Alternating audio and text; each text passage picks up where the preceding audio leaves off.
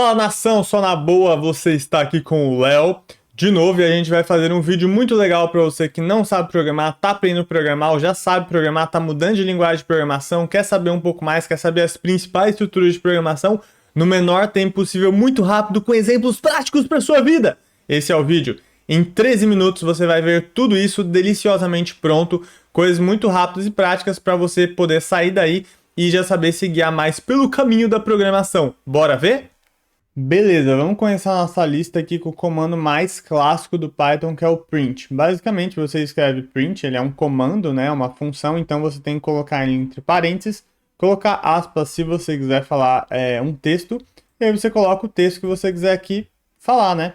Então, quando a gente dá run, ele aparece aqui exatamente o que eu falar, eu vou imprimir na tela. Você pode colocar vários desse, um em sequência do outro. Isso também pode fazer algo legal, por exemplo, fazer cálculos dentro do print mesmo.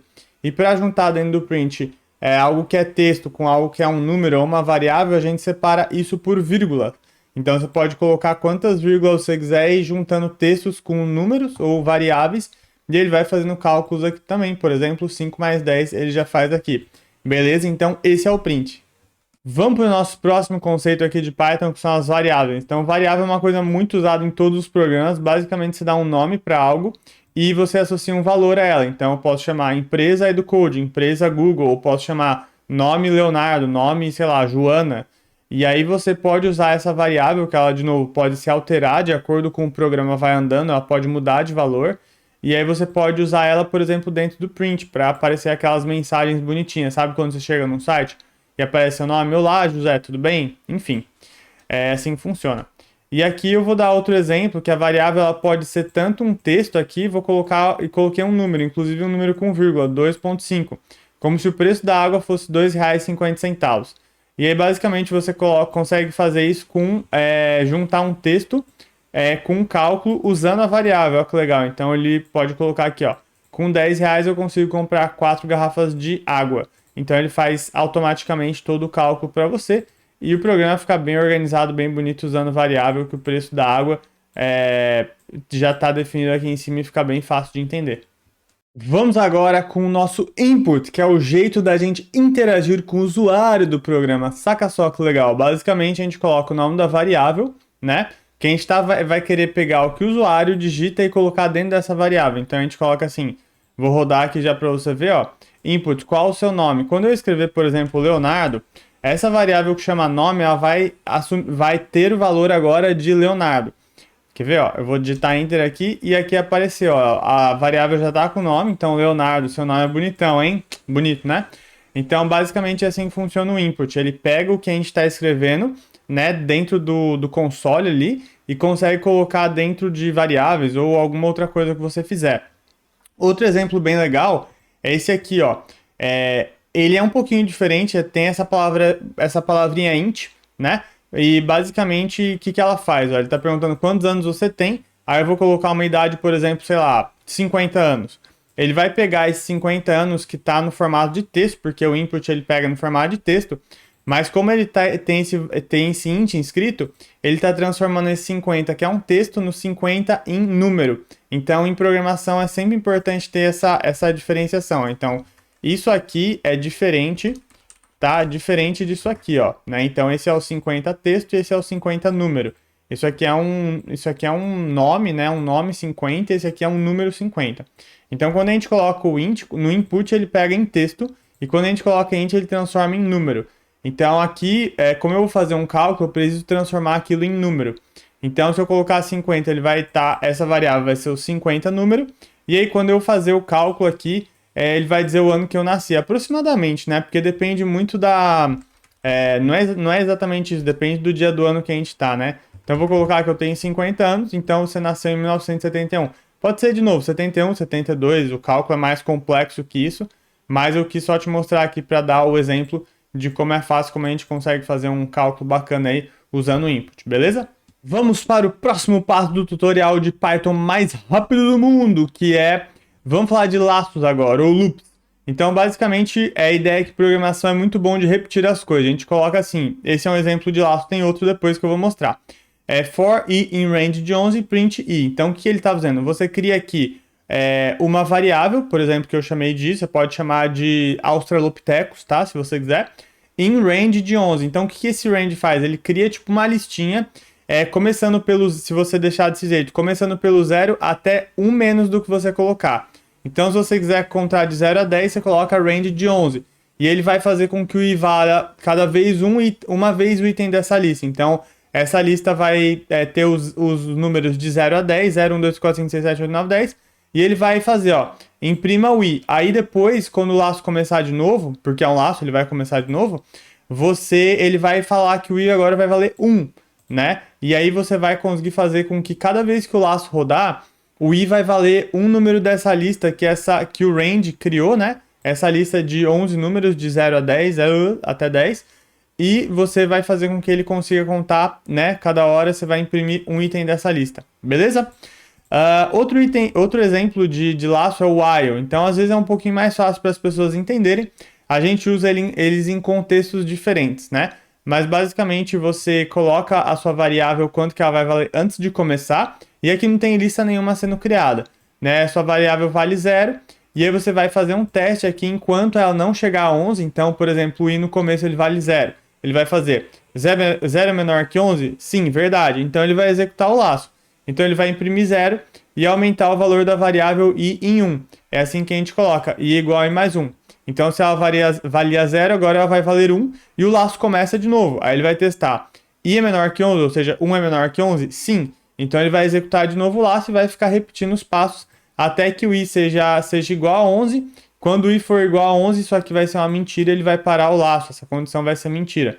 Então tá aí duas formas para você de contar até 10, tanto com for quanto com while, e esses são os principais laços de Python, valeu? Vamos para o próximo conceito Mega Blaster top do Python aqui, que são as condicionais. Então, condicionais a gente usa para fazer decisões. A gente faz testes de acordo com alguma condição e faz decisões. Léo, fala português comigo, saca só.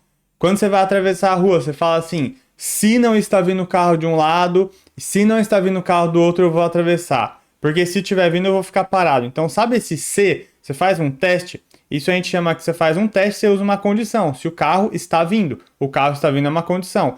E aí, de acordo com algo que aconteça, se a condição for verdadeira ou mentira, você faz algo ou não. Então, saca só esse caso aqui.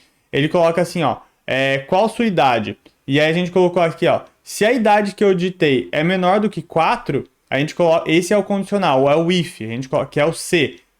If em inglês é se em português. Então a gente coloca assim, se é o teste, idade é menor que 4, condição, e a gente coloca aqui dentro dela se ela for verdade. Então, por exemplo, se a minha idade for menor do que 4, eu vou colocar, nossa, que bebê. Então eu vou colocar 2 e ele apareceu, nossa, que bebê, beleza? Aí você fala assim, tá, mas e se a idade não for menor do que 4, for maior, por exemplo, 8? A gente pode fazer um outro comando que é o elif, olha só que legal. O if e o elif, eles estão conectados. A tradução do elif é o se não se. Então ele vai primeiro testar se a idade é menor que 4. Se ela não for menor que 4, por exemplo, se ela for 8, ele vai tentar fazer o teste de baixo, que é se a idade é menor do que 10. Então vamos tentar colocar aqui, ó, se a idade é menor que 10, 8. Vamos ver se vai aparecer você é uma criança em vez de nossa, que bebê. Beleza? Então apareceu. Então o primeiro teste aqui deu mentira, né? Porque a idade não era menor do que 4. Então ele não executou essa linha. Então ele foi para o próximo, que é a idade menor do que 10. Aí você fala assim, ah, mas e se for um adolescente, se for maior? Então a gente pode colocar outro elif. Então olha só, se a gente colocar um número tipo 15, não vai ser nem menor do que 4, nem menor do que 10, mas vai ser menor que 18. Aí vai aparecer você é um adolescente, tá bom? Aí você vai falar assim, ah, Léo, mas eu vou ter que ficar colocando isso a cada 5, 10 anos de idade aí que a pessoa tiver? Não. Olha só que legal. A gente pode usar um último modelo que tem aqui do se, se não, que é das condicionais, que é o else. Então, olha só que bacana. Basicamente, a gente coloca assim, se eu colocar 30 anos, olha só, vai aparecer você é um adulto. Por quê? Ele vai fazer os testes em sequência de cima para baixo.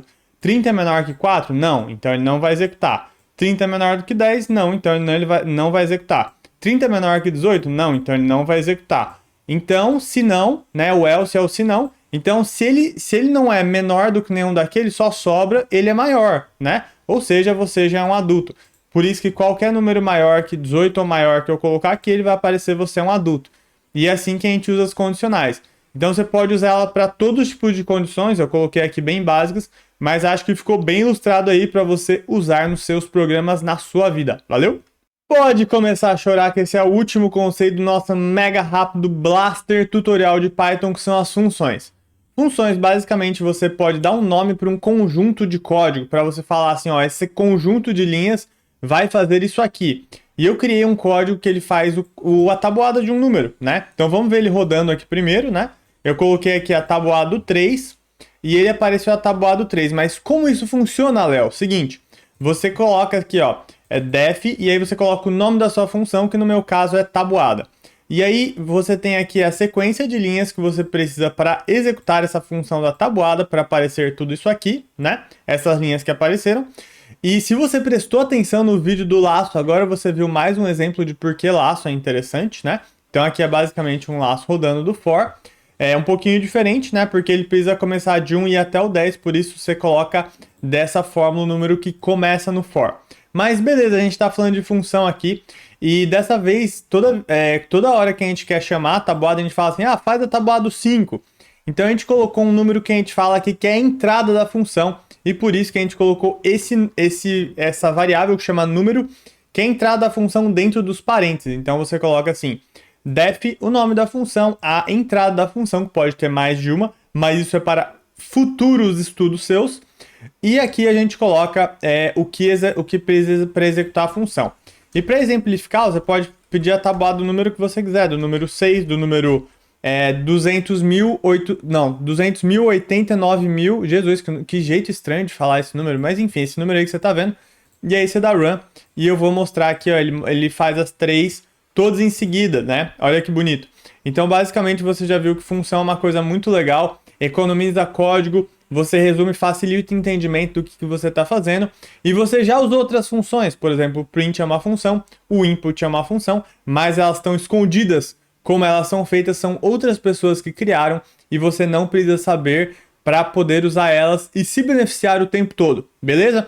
Então, por isso que funções são legais, por isso e por mais outras coisas, beleza? Que não vem ao caso agora, mas espero que você tenha gostado, espero que você tenha curtido, espero que você tenha amado, espero que tenha sido muito útil para a sua vida e continue aí, bons estudos, um beijo, um abraço, até a próxima.